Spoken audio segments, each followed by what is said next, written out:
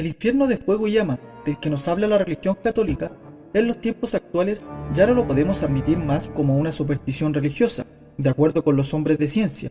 ¿Es esto cierto, maestro? Distinguido caballero, permítaseme informarle que cualquier infierno de tipo religioso es exclusivamente simbólico. No está de más en estos instantes recordar el infierno de hielo, de los nórdicos, el infierno chino con todos sus suplicios amarillos, el infierno budista, el infierno maometano o la isla infernal de los antiguos pobladores del país de Maraplace, cuya civilización hoy ya se oculta entre las arenas del desierto de Gobi. Incuestionablemente, estos variados infiernos tradicionales alegorizan en forma enfática el reino mineral sumergido. Recuerde usted, buen amigo, que el Dante encontró a su Infernus entre las entrañas vivientes de la tierra. Léase la Divina Comedia. Pregunta: Maestro, nos habla usted del mundo mineral sumergido. Sin embargo, todas las perforaciones de las compañías mineras, petroleras y de otra índole que se han practicado sobre la costa terrestre no han mostrado señales de un mundo viviente que pudiera estar siquiera en la primera capa interior de la Tierra. ¿Dónde se encuentra ese mundo mineral sumergido? Gran amigo, permítaseme informarle que el mundo tridimensional de Euclides no es todo. Ostensiblemente, por encima de este mundo de 3 dimensiones, largo, ancho y alto, existen varias dimensiones superiores. Obviamente, de acuerdo con la ley de los contrastes, bajo esta zona tridimensional existen también varias infradimensiones de tipo mineral sumergido. Es indubitable que los citados infiernos de tipo dantesco corresponden a estas infradimensiones. Pregunta: Perdóneme, maestro, que insista, pero en todos los libros que por mi inquietud he escudriñado no encuentro ningún escrito o documento que no solamente no nos hable de esas infradimensiones, sino que cuando menos nos indique cómo pueden descubrirse. Por lo tanto, le pregunto ¿cuál es el objeto de hablar de infradimensiones que hasta donde yo he podido comprobar ningún ser humano ha visto o palpado? Distinguido caballero, su pregunta me parece interesante. Empero conviene aclarar que el movimiento gnóstico internacional tiene sistemas, métodos de experimentación directa, mediante los cuales podemos verificar la cruda realidad de las infradimensiones de la naturaleza y del cosmos. Nosotros podemos y debemos ubicar a los 9 círculos dantescos precisamente bajo la epidermis de la Tierra, dentro del interior del organismo planetario en que vivimos.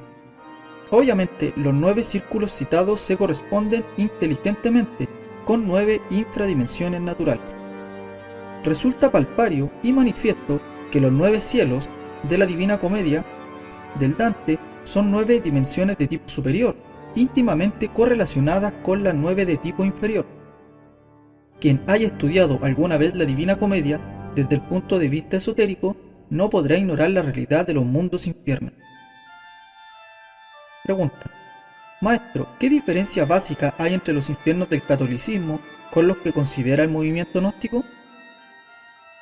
Buen amigo, la diferencia entre los infiernos simbólicos de una u otra religión es la misma que puede haber entre bandera y bandera de distintas naciones.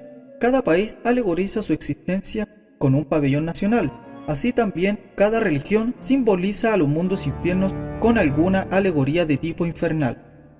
Empero, infiernos cristianos o chinos o budistas, etcétera, etcétera, todos ellos en el fondo no son sino distintos emblemas que corresponden al crudo realismo de los infiernos atómicos de la naturaleza y del cosmos.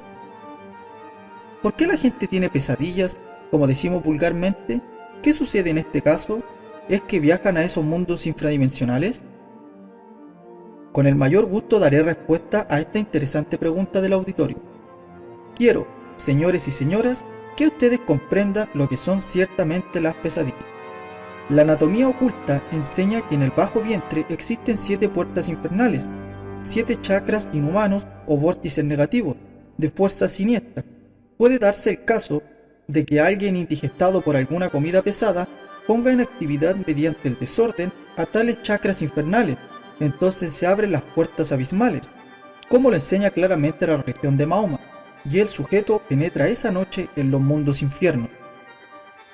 Esto es posible mediante el desdoblamiento de la personalidad.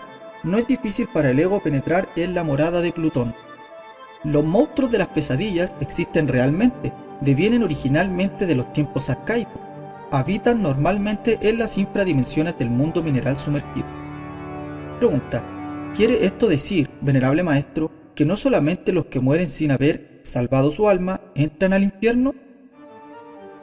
Respuesta: resulta patente, claro y manifiesto que los vivos también penetran en los mundos infiernos, como lo están demostrando las pesadillas. Ostensiblemente, el infraconsciente humano es de naturaleza infernal. Podría decirse con entera claridad meridiana que en los mundos infiernos atómicos del hombre están todos los errores abismales. Con estas palabras enfatizamos lo siguiente: los abismos infernales en modo alguno se hayan divorciado de nuestro propio subconsciente e infraconsciente. Ahora comprenderá el auditorio el motivo por el cual es tan fácil penetrar a cualquier hora dentro de los 9 círculos dantescos. Pregunta: querido maestro, realmente no comprendo por qué primero nos dice que los mundos infiernos se hallan en las infradimensiones de la Tierra y después menciona que esos abismos atómicos se encuentran dentro de uno mismo. ¿Quisiera ser tan amable de aclararme esto? Su pregunta me parece magnífica. Quien quiera descubrir las leyes de la naturaleza debe encontrarlas dentro de sí mismo.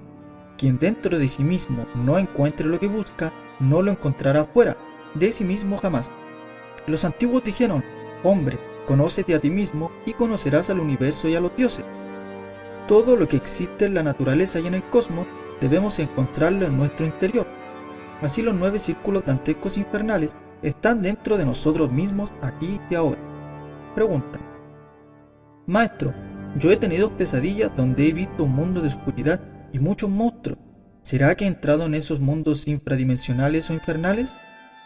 Su pregunta resulta bastante importante. Es necesario que el auditorio comprenda que esas infradimensiones están en el fondo sumergido de nuestra naturaleza.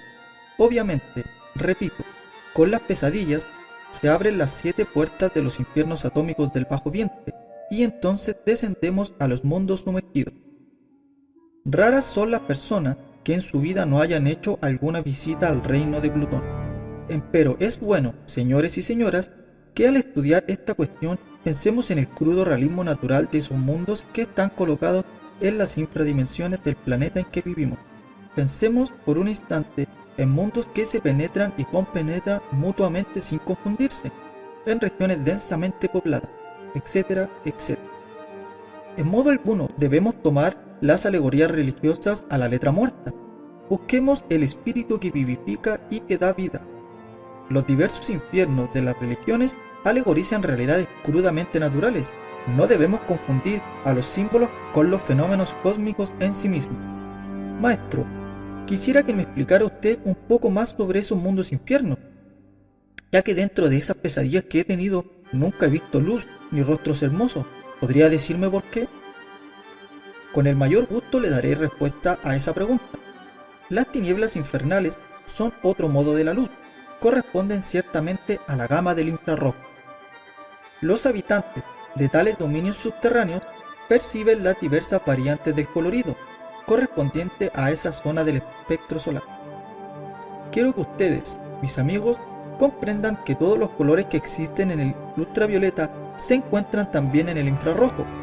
Que existe un amarillo del ultravioleta, eso es algo muy notable, pero que en el infrarrojo el amarillo existe también, en forma diferente, y así también sucede con los demás colores. Así pues, repito en forma enfática lo siguiente: las tinieblas son otro modo de la luz. Incuestionablemente, los habitantes del reino mineral sumergido se hallan demasiado alejados del sagrado sol absoluto, y por ello resultan ciertamente terriblemente malignos y espantosamente feos. Pregunta: yo concibo, maestro, que en los mundos sumergidos de la Tierra existan toda clase de monstruos, y que ahí habiten. Pero, ¿cómo es posible que dentro de mí mismo, que soy tan pequeño en comparación con un planeta, pueda encontrar precisamente esos mundos? Respuesta: buen amigo, permítaseme decirle que cualquier molécula de almidón o de hierro, cobre, etcétera, etcétera, es todo un sistema solar en miniatura. Un discípulo de Marconi imaginaba precisamente a nuestro sistema solar como una gran molécula cósmica. Quien no descubre en una simple molécula el movimiento de los planetas alrededor del Sol está ciertamente muy lejos de comprender la astronomía. Nada se encuentra desligado en este universo. En verdad no existe efecto sin causa, ni causa sin efecto. Así también, dentro de cada uno de nosotros hay fuerzas y átomos que se correlacionan ya con las esferas celestes, ya con las esferas infernales. Es bueno saber que en nuestro organismo existen centros psíquicos que nos ponen en relación con las 9 dimensiones superiores del cosmos o con las 9 dimensiones inferiores. Ya dije claramente que este mundo tridimensional en el que vivimos no es todo, pues por encima tenemos las dimensiones superiores y por debajo las inferiores.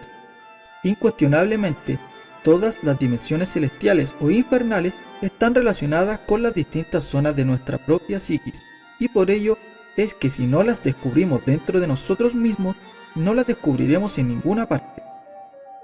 Pregunta: Maestro, usted menciona a menudo la palabra abismos atómicos. ¿Por qué atómicos? Esta pregunta me parece extraordinaria y con el mayor gusto voy a dar respuesta. Ante todo, quiero que usted sepa que todo átomo es un trío de materia, energía y conciencia. Pensemos por un momento en que las inteligencias atómicas, obviamente las hay solares y lunares, también existen inteligencias malignas atómicas, terriblemente perversas. Los átomos del enemigo secreto dentro de nuestro organismo están correlacionadas con cierto átomo maligno, ubicadas exactamente en el hueso coxígeo. Este tipo de átomos causan enfermedades y originan en nosotros distintas manifestaciones de perversidad.